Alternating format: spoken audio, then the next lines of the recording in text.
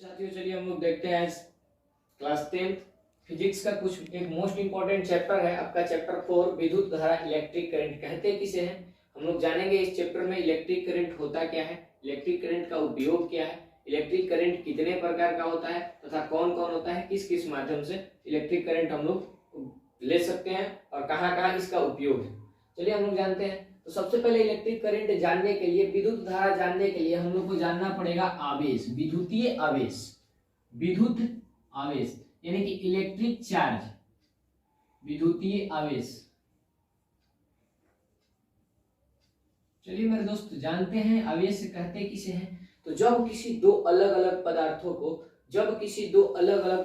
को रगड़ा जाता है तब वे आवेश, जब किसी दो अलग अलग पदार्थों को आपस में रगड़ा जाता है, मान लीजिए गोला ए को गोला बी से रगड़ते हैं और इन दोनों पदार्थों की प्रकृति अलग अलग हो, तब ये एक दूसरे पे या अपने आसपास नजदीक सभी छोटे छोटे कणों पे बल लगाते हैं। वो बल या तो आकर्षण बल या प्रतिकर्षण बल होता है। जो बल लगता है बाबू वो आवेशों की उत्पत्ति के कारण लगता है। इसमें से एक पिंड धनावेशित और एक पिंड ऋणावेशित हो जाता है। जो पिंड ऋणावेशित हो जाता है वो धनावेशित पिंड के संपर्क में आ जाता है, यानी कि नजदीक आ जाता है। अतः इसके बीच जो लगने वाला बल आकर्षण या प्रतिकर्षण बल होता है वो आवेशों की उत्पत्ति के कारण होता है। ठीक है, इसे Q द्वारा सूचित किया जाता है, आवेश को Q द्वारा सूचित किया जाता है और इसका एसआई मात्रक कूलम्ब होता है। क्या होता है?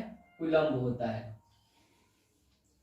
बात समझ में आ गई। चलिए हम जानते हैं, एक बार फिर आपको बता दें, विद्युतीय आवेश जब किसी दो अलग अलग पदार्थों को आपस में संपर्कित करके रगड़ा जाता है तब वो अपने आसपास उपस्थित सभी छोटे कणों पे बल लगाना शुरू कर देते हैं और जो बल लगता है आवेशों की उत्पत्ति के कारण लगता है। हम लोगों ने बचपन में क्लास में एक प्रैक्टिकल किया था। अगर स्केल को अपने बाल से रगड़ करके क्लास में उसको छोड़ देते थे, फर्श पे गिर जाता था, तो फर्श पे जितने भी छोटे छोटे कण उपस्थित होते थे वो क्या करते थे, वो स्केल में आकर के सट जाते थे। अर्थात स्केल के द्वारा आकर्षण बल लगाया जाता था इन कणों पे और ये बल रगड़ने के फलस्वरूप उत्पन्न होता था और ये जो बल लगता था आवेश की उत्पत्ति के कारण संभव होता। उम्मीद करते हैं आपको विद्युतीय आवेश समझ में आया होगा। चलते हैं हम आगे। देखिए बाबू, आवेशों के प्रवाह के दर को विद्युत धारा कहते हैं। क्या कहते हैं? विद्युत धारा। विद्युत धारा आवेशों के सतत प्रवाह के दर को, आवेशों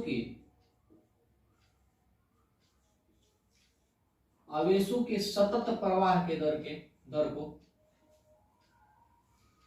सतत प्रवाह के दर को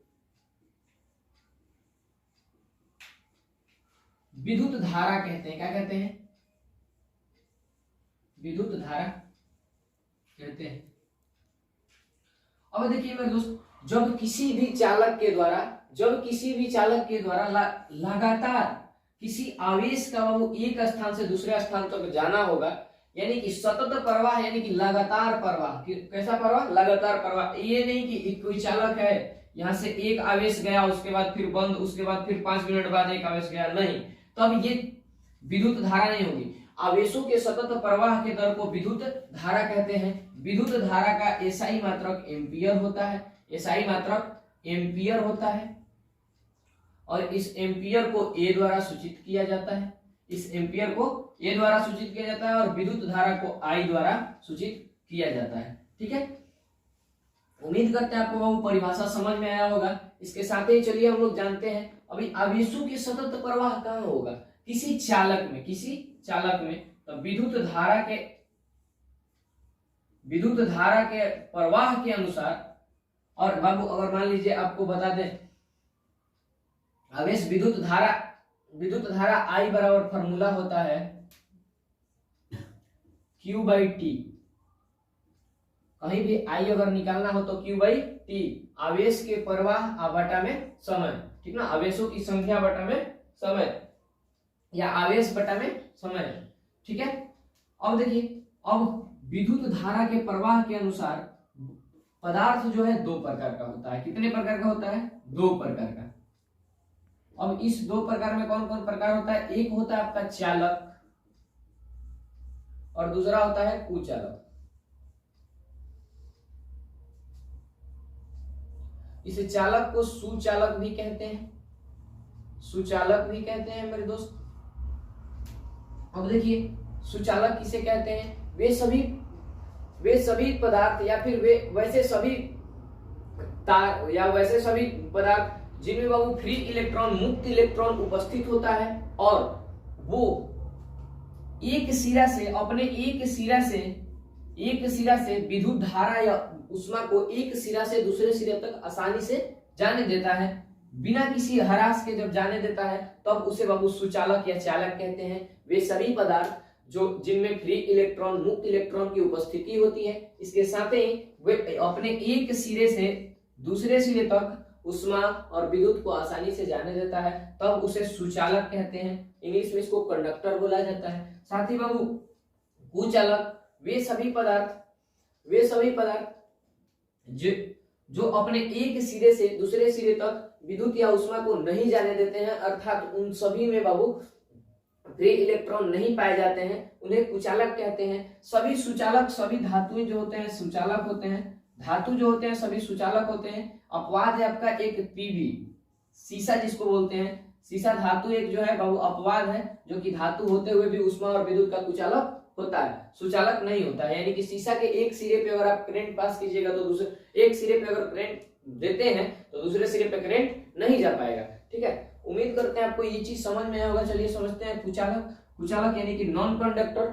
जब आपको कंडक्टर की बात हो गई तो जितने भी धातुएं हैं सभी क्या होते हैं, उष्मा और विद्युत के सुचालक होते हैं, सीसा को छोड़ के। उसी प्रकार से सभी अधातुएं उष्मा और विद्युत के कुचालक होते हैं, ग्रेफाइट को छोड़ करके। ग्रेफाइट एक कार्बन का अपरूप है। उम्मीद करते हैं आपको ये चीज भी समझ में आया होगा। एक और बाबू काफी इंपॉर्टेंट प्रोडक्ट है, इसमें परिभाषा है अर्धचालक। कौन सा? अर्धचालक। अर्धचालक। अब चलिए समझते हैं, जब किसी चालक के द्वारा उसके एक सिरे पे 5 एम्पियर की धारा दी जाती है और दूसरे सिरे पे पहुंचाने पे वो 3 एम्पियर की धारा का रिप्लाई देता है। ठीक है, 3 एम्पियर की धारा का रिप्लाई देता है। तो वैसे सभी पदार्थ बाबू अर्धचालक होते हैं और सामान्यतः सभी अर्धचालक उप धातु होते हैं। जर्मेनियम, सिलिकॉन, ये सारे के सारे जो है बाबू उपचालक अर्धचालक होते हैं और ये उप धातु के श्रेणी में आते हैं। उम्मीद करते हैं आपको ये चीज भी समझ में आया होगा। इसके साथ ही हम लोग जानेंगे, चालक हो गया हमारा, अचालक हो गया। अब हम लोग जानेंगे विद्युतीय क्षेत्र। विद्युतीय क्षेत्र, विद्युतीय क्षेत्र।